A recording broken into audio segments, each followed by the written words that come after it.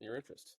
Absolutely. So Ben McGrath, staff writer for the New Yorker and author of this amazing book, Riverman, the American Odyssey, story of Dick Conant, a Navy veteran, and someone that our veterans nowadays can identify with, because something I've figured out in this project is a lot of us have this idea of great adventure and seeking great adventure.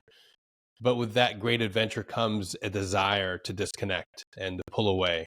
And maybe we romanticize dealing with our issues and dealing with what we're dealing in here away from society and the people we love. And we almost don't even realize what we're doing until it's far too late. I've noticed it. I've seen it in my life and I've seen it in my friends.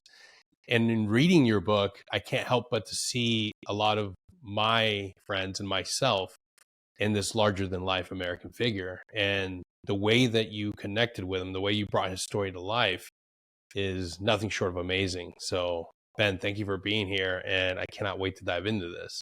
But first, what a remarkable time to be a writer, especially for the New Yorker. It's this in this particular story, just he just sort of floated into my life. So everything about it was remarkable. It just one amazing occurrence after another. And so, how did you first? Let's get into this. How did you first meet Dick, and how did he come into your life? So I'm talking to you right now. If I were to go maybe 75 yards that way, I would be at the Hudson River, and it was not long after my family had moved to this little town. We're 20 miles north of New York City, very small town, and I took my older son, down to the waterfront, which I used to do just to sort of skip rocks or look for sea glass. And part of it was I wanted to give him this sense of sort of connection to the place we lived in. There's this this giant river within our view at all times. So we went down there, and my neighbor, who's himself a kind of larger than life and a little bit mysterious character, kind of a man about town, kind of gestured to me over a stone wall and was like, "You guys got to come inside and check this out." And so this is our first time actually going into our neighbor's house, but he lives right on the water. And so we went in, and there were like 6 people in his house, and at the head of the table was this like very large guy in like kind of dirty denim bib overalls and muddy boots with a beard and just like belly laughing and like it just in the middle of like spinning yarns. And my neighbor Scott, he says, he's paddling from Canada to Florida. So I'm just north of New York City. He's already come quite a distance, if that's the case. And by the way, this guy's like sunburned, like red as a tomato, like, which makes sense. This was also, it was Labor Day, so it was like we just come through, and it was like 90 degrees. And sure enough, out the window there's this canoe, and the first thing that I was struck by was, which I liked, this is what made me really connect with him initially, was that this was not like a fancy ass canoe. It was not like one of those like type A guys who's like a Wall Street guy, and then he's got like $6,000 thing, and he's like carbon fiber, like doing his high end adventure on the weekends kind of thing. Like this was a plastic canoe that he bought at Dick's Sporting Goods for $250 and had made it from basically the border. It was Plattsburgh, as it turned out, not quite Canada, because that was as close to Canada as he could get on a Greyhound bus. I came to learn he got off a bus in Plattsburgh, walked to Dick's Sporting Goods, bought a canoe, and dragged it 4 miles to a put-in on a creek outside of Lake Champlain, and somehow managed to get even just to my house or my neighborhood in that plastic $250 canoe. And that was the thing to me. I was like, wow, this guy is like, he's complex. He's not just one of those guys who's like all about being like the best at everything. This guy's absolutely. Yeah. So that was sort of the first thing. And then there was something I guess there was two other pieces to it then at that point. One, you have one thought is like, okay, this is a kind of, amazing and impressive. Anyone, if you have any kind of taste for adventure in your life, you're intrigued by people who are doing things like that. But on the other hand, you pretty quickly recognize this guy was in his early 60s, right? You think to yourself, okay, wow, that's a long time to be on a journey by yourself. There's got to be some things that aren't going quote unquote right in his life for him to be doing this. As amazing as this seems, and it's not hard to imagine how Yeah. cool this trip is for him. On some level that there's some stuff that he's dealing with if he's doing this by himself. That's a lot of time to be alone. So that's part one, but then part two is, on the other hand, there was just like a twinkle. There was in his eye. There was something really friendly. It at the core of him that you could just like the warmth of his smile and his laughter. That made me realize, like, whatever troubles he's going with, there's still a core to this man that is like deeply in love with life and people, and he's trying to work it out through this journey, and that's cool. And like, but that there was that spark that like this guy, he's not someone who's just giving up. This guy Yeah. is like he's trying to work through some stuff, and he's there's something kind of noble about him at his core. It's like a common humanity that connected you in that sure. initial meeting. Yeah. Which it's like when you think about it in this day and age, like that's a pretty beautiful thing to find with somebody that you don't know. We're nowadays we're more accustomed to going inward and not finding that common thread, and having that, like the way you just described it is like an amazing experience where it's like, holy shit, this is not a normal individual. This is something different. Sure. Yeah.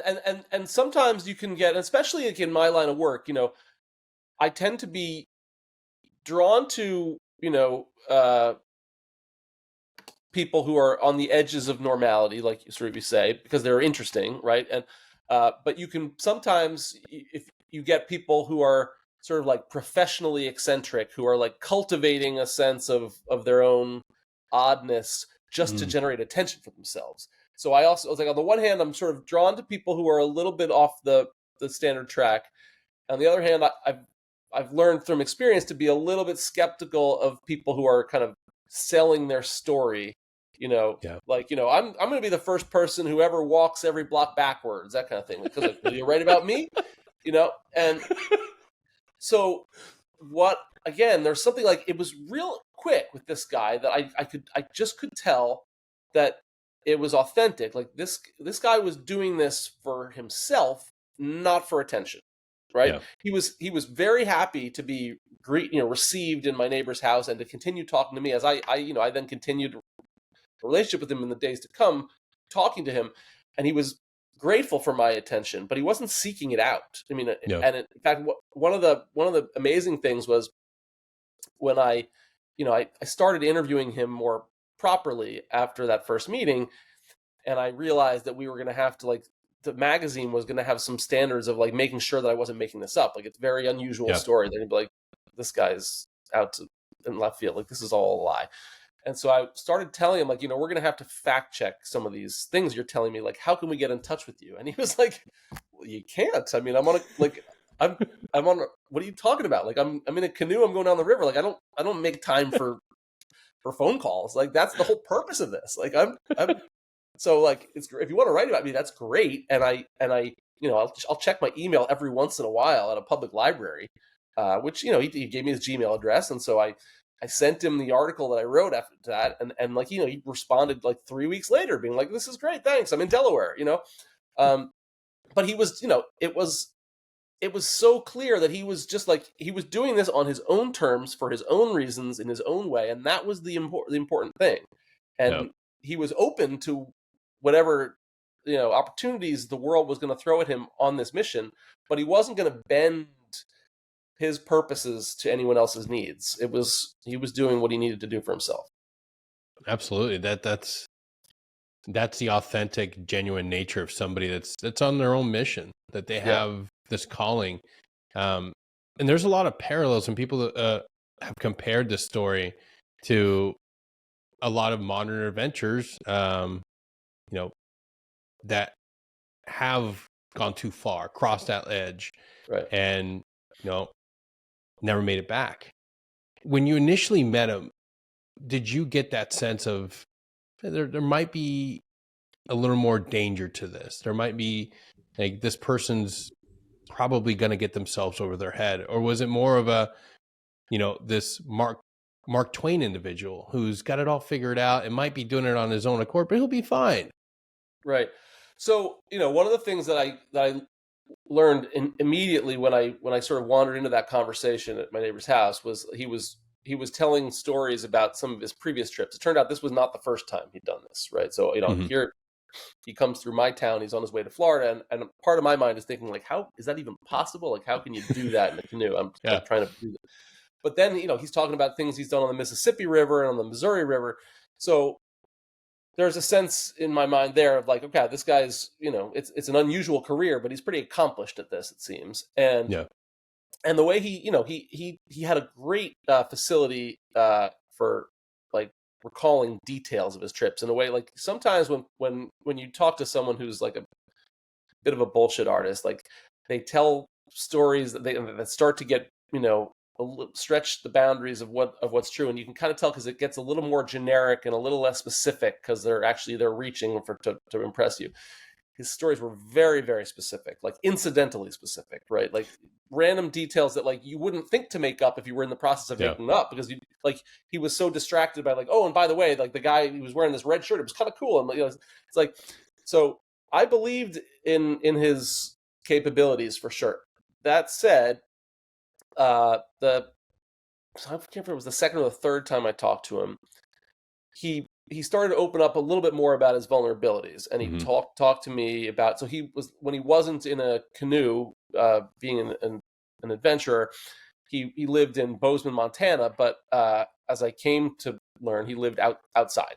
He said people call it homeless. I don't, but and he talked to me, a little bit about some of the struggles he'd had in Bozeman with other people and with employment and things. So, then I start going through a kind of like, okay, well, so, obviously there are challenges in his life, and now I started to almost get, uh, feeling protective on his behalf, kind of like, well, how can I help you? But then I started to feel like, there's something distorted in my frame of thinking, because on the other hand, like this guy is like much stronger than I am, like very intelligent, highly intelligent, and from all evidence in the stories he's telling, like has done a pretty good job of like making his way around the world despite the challenges he's faced. And so I had to sort of like check myself in my initial instinct to be like, how can I help you? I'm like, well, actually, you're helping yourself pretty fine. well here. Yeah, you're doing something that I definitely couldn't do.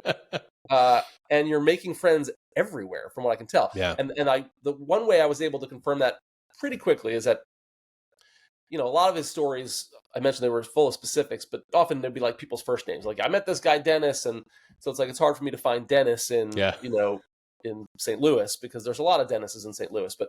But he named a specific dive bar in a town in Missouri, Mm-hmm. Caruthersville, in the Boot Heel. And he specifically said, like, and you can look it up. It's like this great place. Like they don't look down on anybody. They're very welcoming of strangers. And he told, so I was, there's a part of me that's like, well, you never know with people like this. Like maybe there's some checkered past. Maybe he's a little more shady than he's letting on. I just want to make sure. I don't get that vibe from him, but I just want to make sure. So I called that bar, and I was like, hey, random, this is a little weird, but like by any chance, do you remember big guy in a canoe? And like instantly it was the daughter of the bar owner who answered the phone, and she's like, are you talking, like, do I remember him? Like we were just talking about him last week. Like and so everything, I was like, wow, okay. So now like I'm pretty sure that my first instincts about this guy were obviously there's gonna be things that I don't really know yet, and maybe we'll never come to know, but like my core impression of the guy's genuine decency and authenticity like was validated by the fact that called this random place where he hadn't been in, I forget, 9 years or something like that, and they're like, oh yeah, like that guy spent several weeks here, like he was legit. Yeah, it's funny how it seems like he gets to these points where he's almost vulnerable enough to allow himself to be part of something, to be Hmm. ingrained in a community, to be somebody that is a local, is Yeah. a face that's recognizable within the town. And right at the cusp of that, right at the edge of just embracing, like, hey, this feels right. It's like magic. It's like Mary Poppins. It's poof, gone. Yeah. Yeah. Yeah. Yeah. I mean, that's so the one of the key things that I realized again and again and again, and this was the thing that's amazing, that his great skill that most of us don't have, at least, is like he was never a tourist in any of these places he was going. Like that's that whatever it is, that vulnerability, that kindness in him. Somehow, when he would land in these towns, he would be embraced, and like he would become a regular. Like in like various institutions would welcome him, like like the veterans club in a certain town would be like, well, we're having a barbecue next week. We want you to come. And he'd be like, all right, I got no plans. I'll stay a few extra days. And he'd be cooking up the pork with them. And he would be embraced in that way. And that was really cool. But so one of the things that enabled me to go deeper with this story is I got I got a lot of his writing, and I could see through his journals, the things that he was thinking that he wasn't necessarily always saying out loud to people. Yeah. And it would get really poignant in some of these towns where he would describe like his happiness at being accepted in these communities, and and he would delight in the various people he'd met, and like he had a great memory for detail, so he would just write down all these things about all his new friends, and like going back to like what their grandfather did for a living. But then he would talk about like the sense of sadness he would get when he realized he had to go. And that was the thing I kept kind of thinking about, is like, he had to go. Why did he have to go? And yet there was a sense in which he was right. Part of the magic was that he didn't overstay his welcome. Yeah. Uh, and part of the poignancy was that he was always afraid of overstaying his welcome. And so there's that tension. It's like Yeah. it's great because he is always moving on right at the moment when you're like, I want more of that guy. But it's also, he recognized something that was true, which is like, if he'd stayed a little longer, maybe, people would have been like, I want a little less of that guy, just because, you can only Mm, delight in magic for so long before it becomes ordinary. absolutely. Absolutely. He tapped into that feel good, and that is something that we crave as veterans, as human beings. You want to be accepted, but to be accepted fully, to be embraced, it's being able to be vulnerable enough to show every aspect of yourself Right. and be open to judgment and be open to, when things go wrong, when you have to make amends. And that's a hard thing to understand. It Yeah. can't just be good all the time. You've got to Right. be able to make mistakes and come back and show growth. But man, does it feel great to be constantly living in the feel good, in those Yeah. new relationships, in the honeymoon stage. Yeah. Yeah. And he tapped into that. That Right. is, that's Yeah. heartbreaking. Yeah. And so, like a lot of people who are dealing with traumatic experiences of one kind or another, he had very complicated relationships, say, with his family, with Hmm. people with whom he went back a long ways, who had seen him go through tougher times than this. And so he felt kind of, like a lot of people, I would imagine, felt kind of trapped by the nature of really his relationships, his longer entrenched relationships, because Yeah. of how complex they'd become, because of things that people had said, or things that he had done, or whatever. Um, and so, part of this was, it was freeing to arrive in a new place, because you get to make your own first impression again, and you're not weighted down by that baggage. Um, and I think, part of the thing that was touching to me about him, the more I learned, is I think, unfortunately, he didn't trust enough uh, in people's ability to forgive. Uh, Yeah. so I think, the truth is that some of the older relationships that he was fleeing, in some sense, I think people were probably more open to meeting him with warmth than he trusted. And so, I think he obviously he did what he did, and it worked for him to some extent. Um, but I think certainly some of his family members who were left behind, I think they loved him more than he realized. Yeah. And that's ultimately one of the saddest situations in the book, is that there is no resolution, that there is this great healing of whatever trauma or injuries or wounds that had been developed over the years for the family. Yeah, It became something that they had to survive, deal with as a loss.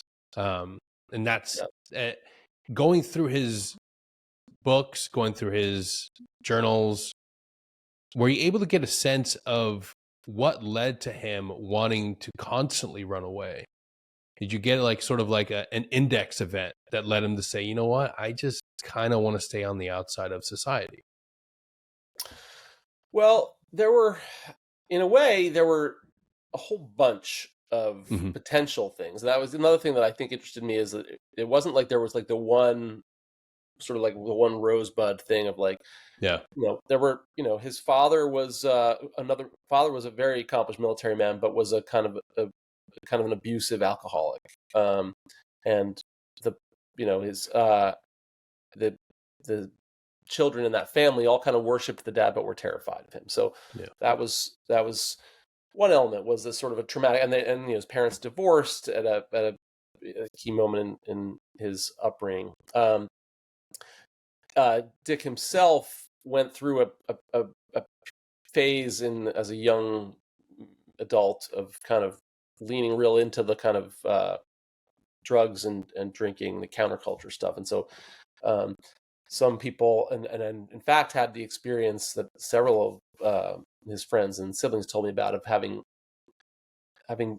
been dosed against his knowledge with LSD Mm, by friends, sort of as a prank. So there was that may have helped plant the seed of a kind of paranoia that developed in yeah. time. Of sort of just sort of like, people are trying to fuck with me, Yeah.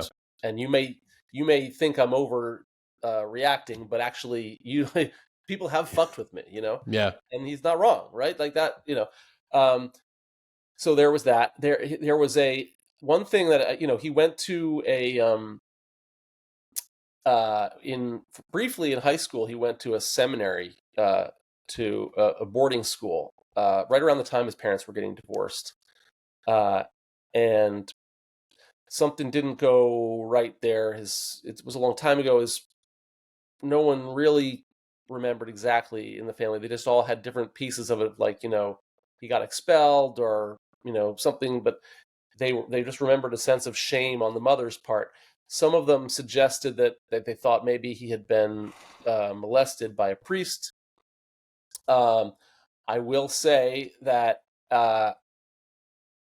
after the book came out, a person wrote me with some knowledge of that and encouraged me to look into a little more into that angle, and I did find that the priest whose name the brothers remembered being the one who recruited him to that seminary did turn up on a list subsequently of offenders at that time in Connecticut. Other people, Other, yeah. much later in life, accused that priest, who's now dead, um, of abuse. So it is definitely not. It wouldn't surprise me at all if he had a traumatic incident there. And again, that's a formative time in his life.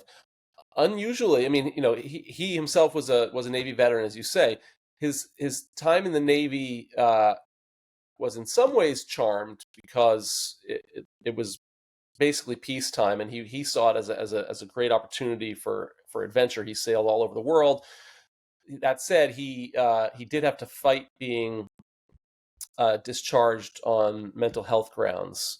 He succeeded; he was honorably discharged, but there was a time when he was having trouble sleeping on the ship, and became convinced that some of his shipmates were messing with his Yeah. food and stuff. And so that was, and dealing with the strains that episode put on his relationship with his father was another important thing. His father had been a, a colonel in the army, and joining the Navy was a big part of Dick trying to impress his father, Yeah. as his life was starting to unravel. I should say, by the way, that people end up on the sort of the margins of society, and sometimes you might be tempted to imagine that they've just sort of always been that way. He was actually as a teenager, he was the kind of person who everyone thought was going to be a star in life. He was, and that essential core of him, that kind of future star in him, remained until the end. I mean, like when I met him, that was part of what I was seeing, is like he still had this residual self-confidence that was like, I'm an appealing guy, people like me, and that was true. He remained an appealing guy who people liked even after things had gone harder. But as he was failing to achieve conventional success as a young man, there were strains in his relationship with his father, and as I mentioned earlier, his father was a very imposing, volatile man, and the military connection was hugely important bonding aspect for them. And so the fact that it almost didn't work out for a while was also a bit of tension. So I mean, there were a whole bunch of little things that all could point to like, well, this could be part of what happened. This could be part of what happened. This, in some ways, I took it as like a lot of lives go through difficulties, and to my mind, what became more interesting was the solution he came up with, rather than pinpointing the cause of it. He faced a lot of trauma in different ways, and he had a pretty unique way of navigating through his trauma, which was, on the rivers, and that was how he came into my life. Yeah, absolutely. It's when you peel back the layers and look at everything he was dealing with, like it makes perfect sense. Yeah. Take on this great task, this great achievement of navigating through all these rivers and constantly, and in the middle of that, having these little moments of connection. Yeah. Trying to find that common humanity, trying to find that kindness. But because of trust, because of past hurts, it was always on a timeline, always on a ticking clock. Yeah. Inevitably, Dick disappears and there isn't any contact. When did you know something was wrong? So I initially wrote a short article about him based on my meeting him and talking to him for a few days. I sent him the article in an email. He wrote me back a few weeks later from Delaware. It was about 3 months after the article was written, and I'd sort of almost forgotten about him. I mean, occasionally what would happen is like people would write me who'd read the article and say, "How can I get in touch with this guy?" And I'd be like, "Ha ha ha! Like, good luck. Maybe he's around Baltimore. Like, go get your binoculars." But I got this phone call almost exactly 3 months after our first meeting from a number I didn't recognize. It was in North Carolina, and I answered it. It was sort of before spam had dominated my phone, so I was like, I just answered the call from a random number, and the person on the other end of the line knew my name, and said that they were investigating a missing boater. That was the first line, like, Ben McGrath, we're investigating a missing boater. And so, like, within the first second or two, I was like, okay, now I know who that is. Yeah. As it turned, so this was a wildlife ranger in North Carolina. I came to learn, and I think what he told me that first time was that they'd found an overturned canoe, and so, or maybe he didn't tell me that it was overturned at the first point. I think he just said that they'd found a canoe, and so my first thought was actually initially I was like, oh well, you may think this is, this is strange, but actually that guy, yeah, he's doing this. Like, he's just going. He's probably at the bar or at the library. Like, that's what he does. He ties his canoe up and he goes into town. Like, and the guy, his reaction was kind of like, well, we'd like to get in touch with his family, and so I was able to put them in touch with. I hadn't actually at that point spoken to any of his siblings, but he had told me enough about his siblings that I knew who they were, and I was able to put the investigators in touch with his siblings. And I later came to understand that the reason that they knew or thought that he probably wasn't at the bar or at the library is that the canoe was upside down when they found it. So he hadn't he hadn't just tied it up to go into town. And then, and that began this process of me being drawn right back into the story. I spent an hour or two kind of in tears as I thought about it, because I was, I had been worried about him, but then I had overcome my worry by saying, like, don't be silly. This guy is like super accomplished. He's doing this thing that you can't do. Like, let him be. So now this wave of guilt comes over me 3 months later. It's like, well, maybe I was supposed to intervene. Maybe,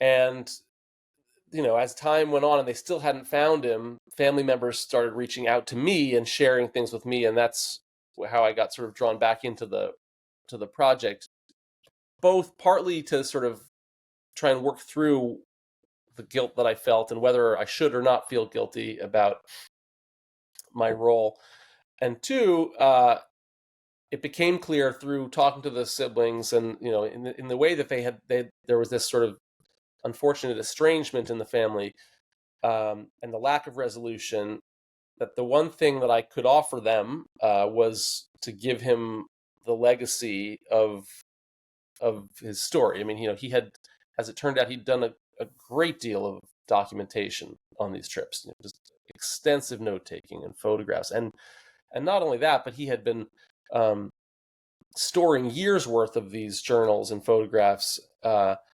in storage lockers in Utah and in Montana. And the Utah one was especially interesting to me because, as I learned, both while going through the materials, but also from talking to his brothers, he hadn't lived, as far as they knew, he hadn't lived in Utah since the early 90s.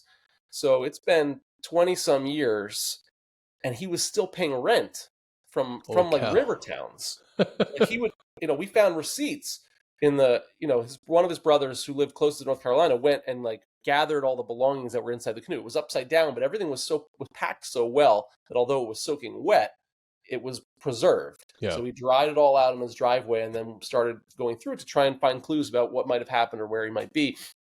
And among the things that were in there were these receipts from, like, he'd be like upstate near like Fort Ticonderoga, and he would go to the post office and mail a money order to a storage locker in Heber City, Utah, where he hadn't lived since 1992. And so to me, that was like, wow, okay, this man cares about the things that are in that locker. Yeah. Like, it's been a long time, and this is not a guy who's like on a suicide mission. This is a guy who cares about that stuff enough to be paying money. And by the way, he doesn't have a lot of money, right? But he's continuing to pay money on a monthly basis to a place that he hasn't been in a long time because he cares about the stuff that's in there. And that really hit me, because I just thought, like, wow, that man cared about the stuff in those lockers, so I'm going to treat that stuff with care, and I'm going to really go through it. And so that was sort of how I got sucked in. Yeah, going through and digging through a person post-mortem, just going through all of their effects, going through all the things that he cared about. And you're right. When you don't make, and I would imagine he's, getting benefit checks, and that's not a lot of money, and it's all going to these storage, and it's having to treat it with kindness and understanding that, like, within here is another story. There's a different part of Dick that none of us knew, and it's all stored here. What did you find going back through all that? What and how long did it take you to uncover? Well, so the first thing that I found, just in terms of like the immediate visual impression. So I should say, like, I accompanied his older brother Joe out west to look through the stuff. Joe went to Utah first, and then I met Joe in Montana, and he did what I wouldn't have been comfortable doing myself, which is that he got a padlock and broke into the locker because he was trying to see if there was anything that could help us figure out where Dick might be. My first impression inside the locker was that there were all these paintings, oil paintings. So he'd gone through a phase before. He had been an artist in college. He was a fine arts major, and he had continued for quite a while through adulthood, trying to become a working artist on and off. And he, again, in the way he cared, like, there were hundreds of oil paintings in there. Wow. Some of them were frames that he'd made, visibly handmade frames, and a lot of them were just like wrapped up like rugs. in the back. But so that was like immediately like, wow, like this isn't just trash. Like there's that was an early indicator that there was, valuable in it, depending on who's doing the valuation, valuable stuff in there. Um, I will say that his brother, and I get it because I can think of people in my own extended family where this would be our reaction too. His brother's reaction to the bulk of the stuff in the lockers was like, oh boy, like this reminds me of Dickie in a in an unhappy way, kind of like it's just like the amassing of the stuff. It reminded him of his cluttered mind, kind of like it's like it was sort of too difficult for him to some extent, and that was again where I felt that I had an opportunity that they didn't have because I cared about Dick, but not in the way that a family member cared. I had a human connection with him, but it was brief, and it wasn't tainted by the all the family history that our actual family relationships are. Right, there was no baggage to my relationship with Dick, whereas there's baggage to any relationship that you have with anyone in your family that goes back decades. So I realized pretty quickly that I was going to be able to go through all that stuff without it hitting me too hard. It didn't have the emotional impact and toll. Yeah. So I was like, don't throw this out. Like I'll go through it. It'll get. I totally get why you don't want to go through it all. Yeah. But I will. And so then to answer your question about how long it took, I mean, months, if not years. I mean, to go through it all, because part of what I ended up doing, I mean, months was the process of just like sorting through it all. I mean, because like some of these things were objects, like paintings, and there were. I mean, some of the resourcefulness was kind of cool. Homemade crutches with computer mouse pads for like armpit, toughening. Yeah. Like really, in the way that someone who's living outdoors and doesn't have a lot of money has to be resourceful. You could see evidence of that. But a lot of it was just documents, huge like folders full of his Navy personnel files and lots of journals and stuff. What turned the months into years was what I came to feel part of my mission was, given how much of his journey was about connecting, making connections with other people, not just, literally connecting rivers, he would say, but connecting people. I kind of felt that part of my mission was to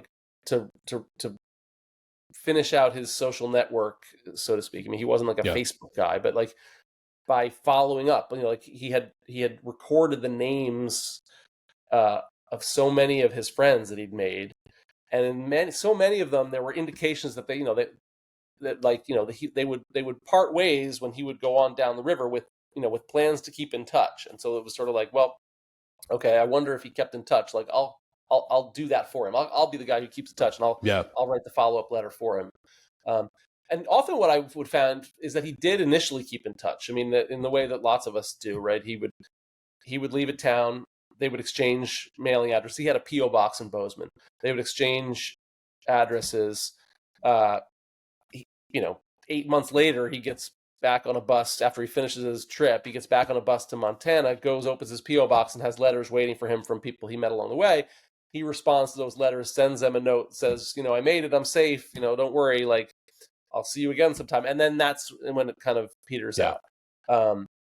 What I found out, and what's one of the things that was a little bit sad for me, is that I don't think he realized the extent to which those friends he made actually really did kind of want to keep in more touch. I think again, this is that push and pull between like overstaying versus moving on. The same thing was true even just in maintaining relationships. There were some people I talked to who had even like been discussing with their wife or their girlfriend or whatever, going to Montana to try and on a vacation to try and find him again, because they were, sad that the correspondence had lapsed, and he had told them interesting things. So like, there were people there who were, and people who were taking steps, like looking him up on the internet, trying to find another way to get back in touch with him, because they did want to see him again. Yeah. And I don't think he was really ever quite aware of the extent to which people remained interested in him and interested in his welfare. Yeah, it's that impact when you meet somebody that's larger than life. To that person, that they don't really understand how appealing, how magical that interaction is, and they just move on their ways. But for us, the ones that had that unique encounter, you remember them for the rest of your life. You have that in the military. Sure. Sometimes it's sadly because they pass. Yeah. But other times it's just you have that brief encounter with somebody that is so uniquely human, that in such a way that you're not courageous enough to try to be. You're not courageous enough to be that authentic or that individual. And you're always thinking back to like, wow, I wonder what happened to that guy. Or you try to make that connection, but they're not on social media. That's one of the greatest things about these people. They tend not to be on social media. They tend to be unreachable in those, what we now call conventional ways. Yeah. Because they know that it doesn't serve them a purpose. Yeah. Dick always alluded, from the book, it alludes that he had a romantic relationship, and then come to find out, was that a reality? Was there somebody that Dick was actually in love with and loved and cared for, and was, alluding to someday being able to reintegrate back into that person's life? Yeah. So it's a complicated answer to that question. So the woman that he would always talk about her name was Tracy, and like, if you take his family's perspective on it before we went through this process, they were like, well, Tracy's not real. Come on. Like, let's be honest here. My perspective on it is, number one, there is a real person named Tracy. I mean, like, I have 100% confidence that he met a woman named Tracy. I know where they met. I know when they met. It was in Livingston, Montana. It was in July of 1999. She had a dog with her. The dog's name was Haley. It was a Chesapeake Bay Retriever. I mean, like, this, I know this to be true because, like, that incidental fact collection was such a part of his life that when he was writing things down, like, I fact checked so many, like, hundreds of his encounters with people and those kinds of details. Like, that's what he did. He remembered stuff about people, and he cared about learning those facts about people. So he 100% had a conversation with a young woman named Tracy and her dog in Livingston, Montana. Did he have a relationship with her? I doubt it. I believe what happened is, but this is where we shade into speculation. But my understanding came to be what you see in the writing, for instance, in the way he writes about her. The first time it's like, I met this woman. Like, here's a few things about her. As she begins to creep up again in his writing, it's like, I'm thinking about Tracy. Like, I think I'm looking forward to going back to Montana. I hope I can see Tracy again.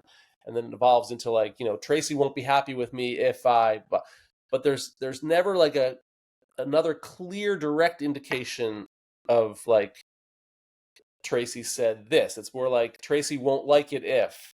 And I think my take on it was, she was a person who he met at a vulnerable moment in his life, and at a early moment in one of his trips. It was one of his first trips. He was still in his early 40s at this point, and he'd been working at a VA hospital in Boise, and was fed up. Things weren't going well. Things were going so bad that he was reading. He was a janitor at the hospital, but one of the things he started doing was reading the case folders on the PTSD ward to try and, like, see what troubles other people were going through, so he could try and compare them to his own, before he was supposed to burn in the trash or something like that. But he wanted to read the information first. So he gets he quits that job, and he's like, I need a fresh start. He goes to Montana, to the border of Wyoming and Montana, to go on this great voyage down to New Orleans to, like, ring in the new millennium. It was like, he was going to take 6 months to get there by the new year and have a rebirth, kind of a new life. So it's early on in that trip where he's reached a point in his life where he's starting to feel like a loser again. He's like, he's edging into middle age. It's like one more thing just didn't work out. he's early on this trip that most people think is probably nuts, but he meets someone who in my interpretation, who takes him seriously and seems genuinely enthusiastic about what he's doing, and and does the thing that and asks the question of like, well, what are you going to do when you're done? Like, Yeah. what's next? And seemed to show enough interest in what he would do when he was done, and seemed to brighten even at the in his interpretation, the way you do when interaction with someone you might be attracted to, seemed to brighten at the prospect of his maybe returning to Montana to study medicine or something. And so he's got, at this key moment in his life where he's not sure how things are going to work, he meets someone who gives him another boost of confidence and convinces him, like, it's, you're not done, buddy. You're not a loser. Like, I like you. And as he's going down the trip and going through that process that we've talked about of like, do I stay or do I go, and continuing to go, she becomes, this kind of almost this device in his mind for thinking about the, like, well, there was the path I didn't take. Like, maybe I should have stayed to see what would have happened if I'd stayed longer and gotten to know her better. Well, so maybe when I finish the trip, I'll go back and get to know her better. And over time, it develops into a couple things. One, it's a handy, as he wrote in his journal at one point, it's a kind of a useful story. If you're a big man traveling alone around the country, you become aware of the fact that you frighten some people. And one of the easiest ways to put people, especially women, at ease is to indirectly assure them that you're not a predator interested in them. So if you talk about how there's a woman you're hoping to marry back home, they settle down a little bit and they're like, okay, all right, now that's good. Like, I get it. So that, that was she was useful to him in that way. But I think she was useful, the idea of her. So this is what I mean. Like, at a certain point, she ceases to become a real person. There is a real person named Tracy, and then there's the Tracy that evolves in his mind. And the Tracy that in his mind is just something to strive for. It's like something to ground him. And it doesn't even have to be a person or a woman. I mean, it happens that in literature, there's a long history of Don Quixote has his Dulcinea, or, Dante has Beatrice. I mean, it goes way back, knights going out in the field have a lovely lass back home that they'll return to. But it doesn't have to be a woman. It could be, the book you're going to write or something. Everyone, that's the way in which I feel it deserved to be taken more seriously than some people might at first glance take it, which is that we all at some point in our lives need to have a Tracy. We need to have something to point our hopes toward. And it doesn't who cares if it's realistic, quote unquote? Like, you have to have something that you're hoping for, right? Because if you give up on hoping, then you're done. Right? Exactly. Yeah, we all need that North Star. I mean, it doesn't have to be an actual physical North Star. It's just something to get us home. For him, Tracy, this relationship, what she represented was the possibility that his days of wandering might at some point end, and that there would be a domestic life waiting for him after he's resolved his demons and worked through this stuff. So that's what Tracy was. Tracy was the hope of a settled future, which he talked, explicitly with me about. I mean, he would say, look, I meet so many people on these trips who say, like, I envy you, man. I want to be doing what you're doing. And he'd be like, well, hold on. Like, I'm flattered, but just so you understand, like, I look at you, you got a house and you got a wife and you got, a young child. Like, don't sneeze at that. Like, I want that. But I don't have that, so I'm doing this, and this is cool for what it is. But I'm not like going to pretend that this is what everyone should do. This is what I've done because I don't have that, and so Tracy was hugely important for him. And I would sometimes find people who were almost like mocking the idea that you could have a fake girlfriend, and it irritated me a little bit because I just don't think it's not fair. Like what he had done, again, in so many different ways. He had found important survival mechanisms. Yes. And she was one of the chief survival mechanisms. He struggled with alcohol, right? He drank a lot. Sometimes one of the ways he moderated his alcohol intake and the effects it had on his health was by making notes to himself about how the fact that Tracy wouldn't take him seriously if he got drunk too much, and Tracy wouldn't want him to be out, chasing floozies in bars, like this. It was the idea of Tracy helped. It was almost like having a parent who's keeping you, making sure you don't steal the candy from the cabinets. Like I might get in trouble. And if you set yourself free the way he did, there's no one monitoring you, so you kind of need to invent a monitor. And exactly. So, yeah, you need to have someone to answer to, right? And for some people, it's religion, right? But you got to have someone to answer to somehow. It can't just be yourself. You might think, and that in a way, there's the the model of the kind of Christopher McCandless, the Into the Wild character, who was he was young and therefore, in my opinion, naive enough to think that he didn't have to answer to anyone but exactly. but nature. Dick was old enough and wise enough to know that you do need to answer to someone other than yourself. It can't just be you. And so often it was the connections he was making in towns, but sometimes some of those rivers, there's long stretches between those towns. Mm-hmm. And so he needed a friend between those towns, and that friend was Tracy. Absolutely. And you're right. It's ignorant to look at that concept and say that he was out of his mind or this is ridiculous. He's making up people. No, this is something that people have done for eons. This is something that is still done. This is something that we all, whatever it is, we give that power to something greater to help us stay on our path. Right. And that's what Tracy ended up being for him. And I want to ask you this. When you were met with the understanding that Dick wasn't here anymore, how did you handle that loss? How did you handle dealing with that grief? Because people will often think that, oh, this person just wrote a book. He just wrote an article. And it's not that simple. We can be intimately close to somebody and still have to deal with grief and loss, even though they weren't family members, even though they weren't our closest best friends. What was that journey like for you?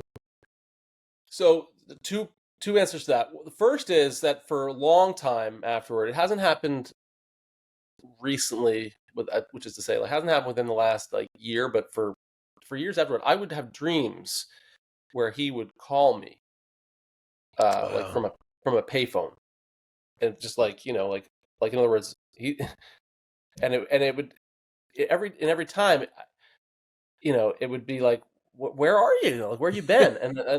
and sometimes and I, in the dreams, the location, the phone number, partly it must have been planted by the fact of the initial getting the unknown phone number from North Carolina. But the dreams, sometimes the phone number would be in Florida because Florida was his destination. Yeah. Sometimes the phone number would be out in California. I'd be like, how did he get out there?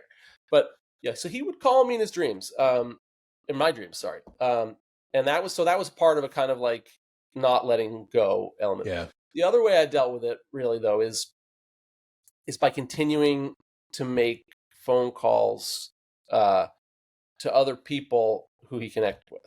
So, there came a point, it's I mentioned earlier that before he'd even disappeared, I made that first phone call to the bar in Missouri to kind of just vet the gist of his story, to be like, is this guy way out there and I'm being duped?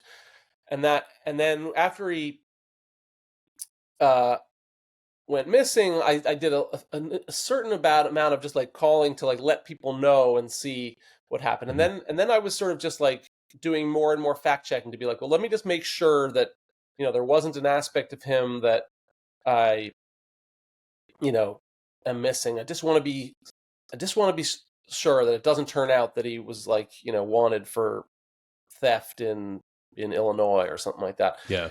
But at a certain point, that I kept on making more and more. It goes from a dozen phone calls to several dozen to we're getting into the hundreds, right?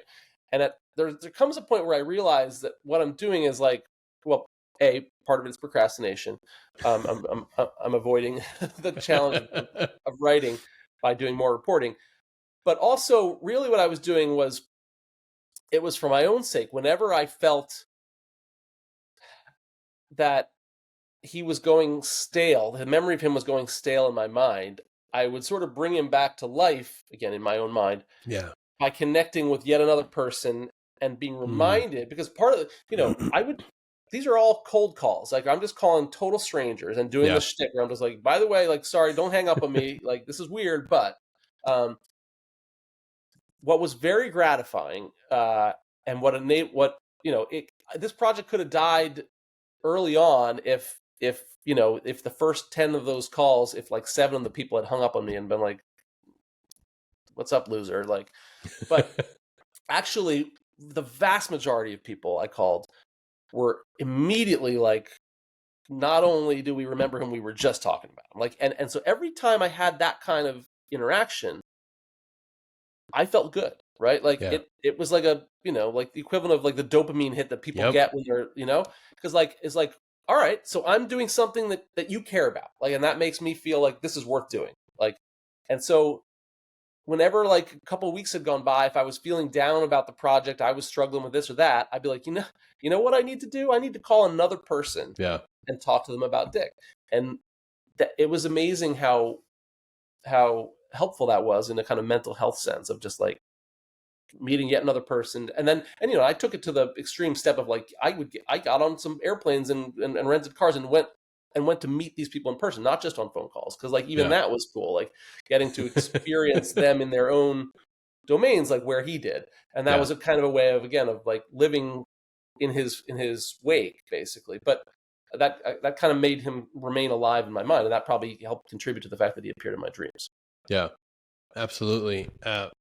Ben, I could go on for another hours because there's all these little things that happen afterwards. People report seeing him, and people, and then that spins hope, and it gives this idea that like he's still alive, and then come to find out it's not him. Do you still hear any echoes or versions of stories, narratives saying like, "Hey, we saw Dick a few months back, or a couple years after he was reported missing"? So, funny, I got an email just like 2 days ago from someone, not saying that they thought they'd seen him, but saying like, hey, can you please tell me that he's, reunited with Tracy? Like, that's what I want to think. Oh, I that definitely is one of the reactions that some people had to have to it. The the sightings have sort of died off. There was a period when, yeah, I would hear from people sporadically saying like, I'm pretty sure I met that guy, uh, and like, there was a doctor in Maryland who was like, oh yeah, I met him, you know, like on such and such a time, and then, he came and used the shower in my house, and I gave him some water bottles, and the timing was like, well, how could that be? That was like a year after he yeah, disappeared. And a lot of the details actually kind of matched up pretty closely. And he sent me some photographs of the guy he'd taken, and they were like not super, they were kind of like zoomed in from afar. Like, it was, to me, it was like inconclusive. It was like, the guy was thinner, but I was like, well, maybe he'd lost a lot of weight. You never know. yeah, I shared those photographs with his family members. They were like, "This definitely not him." yeah, And so, the clearest case of, I think, unfortunately, not to, I don't want to disabuse those who for whom it's important to think that he is still with Tracy. They should go on hoping that, from the family's perspective, and I think mine as well, the most conclusive evidence that he's unfortunately not going to come back is that his bank account has continued receiving automated Social Security deposits every month, and he hasn't accessed it. And it's not like he was a survivalist in the sense. I think it's not yeah, like he was like, killing raccoons and cooking them for food. Like, he didn't have a lot of money, but he was good at making his money work for him. yeah, And he would shop in stores. So I don't know how he would go on without, that securing those benefits from both from the military and from Social Security was very important to him. Like Yep. it was, and as it is important to lots of people to have that kind of network. And he went to great lengths to make sure that he was going to get those benefits. And so the fact that he's not taking advantage of them, it seems pretty conclusive to me. And again, like you said, it's we've lost sight of the importance of having characters that are larger than life. And it's, in my mind, it's a beautiful idea to think that you could be paddling down any river in the United States and you might come across Dick and you'll never know it. Yeah. Keep his spirit alive. It's a beautiful thing that we've lost sight of greatness, and one of his lasting gifts that he's given back to all of us, especially after you read the book, is Dick Conant's still alive in a way. He's out there. You may meet him. There are definitely other. That's one of the things. It turns out, from some of the sightings, what you realize that there are more of these guys out there, doing this than you think. And part of the lesson for me is like learning to take them seriously. Like when you meet them, don't dismiss them. Don't double down and like really try and draw them out and hear more of their story. Because the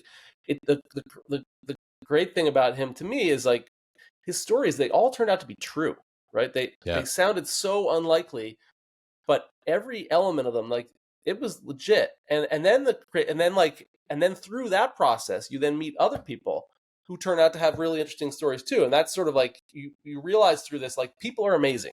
Yeah, they really are. People are amazing, and sometimes it takes a larger than life character to remind you that like many people are actually pretty amazing and have gone through like deep shit and like done exotic, cool, impressive things in spite of this and that challenge. And it's actually worth, listening to them about it. Yeah, exactly. Common humanity, connect, engage, and be willing to have a cup of coffee with somebody and hear their stories, because we're missing that. This idea that we're so divided these days, and the inability to just sit down and experience life through a different frame of reference. That's something we can all strive to do. So, Ben, thank you for being here. Thank you for writing this amazing book. Again, Riverman, an American Odyssey. Go out there and get it and understand the importance of common humanity. It's an important factor in life. And yeah, you never know where you're going to meet someone larger than life, whether it's on a river or at a Waffle House getting a cup of coffee. That's right. Ben, thank you for joining us today, and we'll see you all next time. Take care.